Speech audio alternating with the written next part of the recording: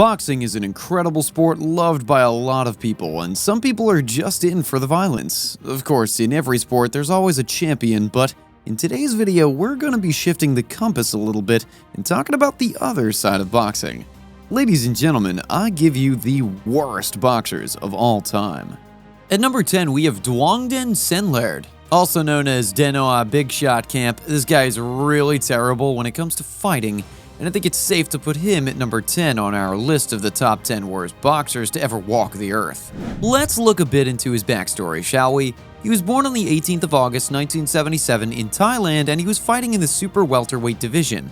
This 5'7" terrible boxer had an orthodox style of fighting which was not that effective in the boxing ring. This guy's fighting is so terrible to the point that he fell into the ring while trying to get in at one point in time. There was a particular fight that he fought against an opponent, and in that fight, it was obvious that he was trying to taunt the opponent and look awesome for the audience, but if you watch a lot of boxing, you'd notice that his taunting attempts do not always succeed. This guy is not such a great boxer, and if you're a fan of him, then I wish you all the best. Number 9, FREDDIE FLINTOFF. This guy just cannot succeed in throwing a straight punch. Born on the 6th of December 1997, Freddie's boxing career did not go so well, and it was so bad to the point that he considered another career path. This guy dabbled in WWE and even got into an interview with McGregor where he was not given the actual respect that he deserved. There's really not much that's known about this guy because he's kind of a private person and likes to keep his personal life apart from his career private, but that aside, if you've seen enough matches of this guy, you'll notice that his punches are more of slaps than actual punches. Number 8, LAZLO FEKETE. Also known as Little Tyson, born in Hungary, this guy is also another boxer on the list that nobody's fond of.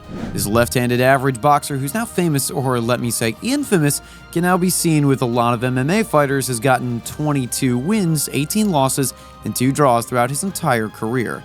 Now, you might be wondering and thinking to yourself, that's a really good achievement. And you might also be wondering why he's classified among the top worst boxers in the world. Well, to answer your question, quite simply, I want you to check out this guy's fights whenever you can, and you'll notice that he doesn't fight like someone that has been trained professionally.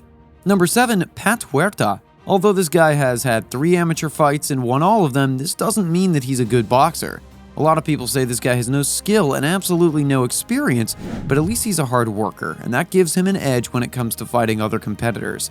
Most of the matches he's fought in have just been about trying to subdue the opponents with his critical thinking, but most times when going up against professional boxers, his tactics do not always work. If you watch most of his fights, you'll notice that he's always trying to hug his opponent instead of punching the opponent, and his punches do not necessarily look like punches because they're extremely weak and easy to predict. Concerning his personal life, there's not much that is known. Number 6, RACKLEY. Now, this guy has been in a lot of boxing matches and has been defeated a lot more times than he's won. This guy has been in a lot of matches, and in one of his matches against a boxer, he was taken down a lot of times. You ever heard of Cedric Rolls? Well, this guy was responsible for knocking Rackley many times to the ground during one of their matches. Basically, Rackley always runs into his opponent during a fight, and this has cost him a lot of matches over the years, so I think it's safe to say that this guy deserves to be on the list of the worst boxers to ever exist. Number 5, BURKE. One thing that is spectacular about this guy is his brightly colored boxing appeal. He always has low-cut hair, and some people say this will allow his head to accommodate more blows and knock him out a lot faster due to how terrible of a boxer he is. This guy has a professional record of no wins, a few losses, and a lot of draws. Did you watch the fight he participated in 2007? You'd notice that in this fight, this guy was knocked out quicker than a nightlight just a few seconds into the match. If I remember correctly, it didn't even last 5 seconds until this guy was face down on the ground, which shows how terrible of a boxer that he was. This guy tried standing up, and after staggering a few times, he finally found his balance, but he lost the match already. Number 4, Unity Young. This one is a lady, guys. Being 5 feet tall and weighing just about 90 pounds, this lady is another boxer that has managed to clinch the top 5 among the worst boxers to ever exist.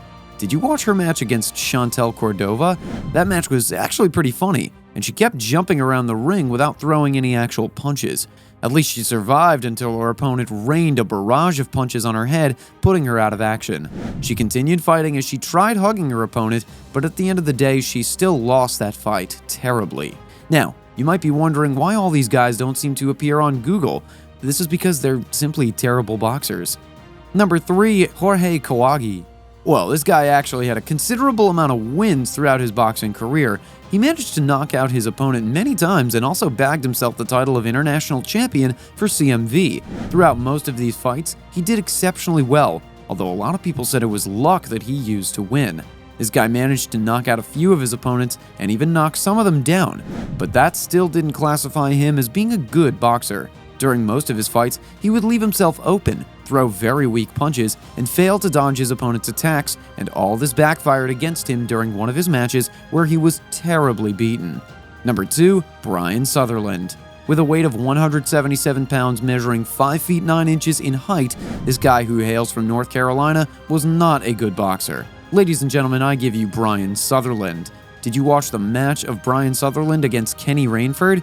If you analyze that match closely, you'd notice that Brian Sutherland does not know how to throw a proper punch.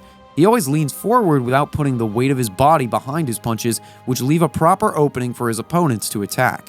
Boxers and fellow boxing lovers, am I right? During this match, the entire work was sloppy, and Brian Sutherland eventually got knocked down with a powerful right hook, sending him straight to the ground. Honestly, watching that replay was actually pretty funny. Number 1, Jimmy Smith. With a weight of 198 pounds, hailing from Orlando, Florida, this guy is still kind of better than the other guys on the list. Did you watch some of his matches? This guy also basically fights like the rest, but one thing that's different about him is that he rushes his opponents, which is a very stupid thing to do in boxing because he always leaves himself open for knockout attacks.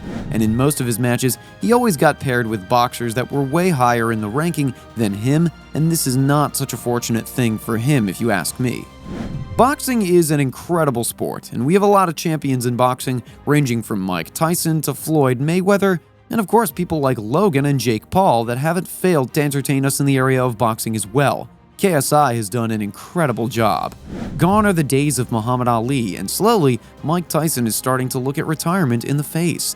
What do you think about all these boxers? Do you have any boxers on your mind that should have been added to this list? Drop your answers in the comment section. Honestly, boxing isn't for everybody, and if these guys really wanted to be professional boxers, or rather if they wanted to get recognized in the field of boxing, then training is very important. Personally, I feel that natural talent isn't really applicable in the field of boxing because it's difficult before you see someone who just knows how to fight without any prior knowledge. Boxing champions, that brings us to the end of today's video. Before you leave, be sure to click the like button, smash that subscribe button, and ring the notification bell to be updated on our latest videos. Thanks for watching. Until next time.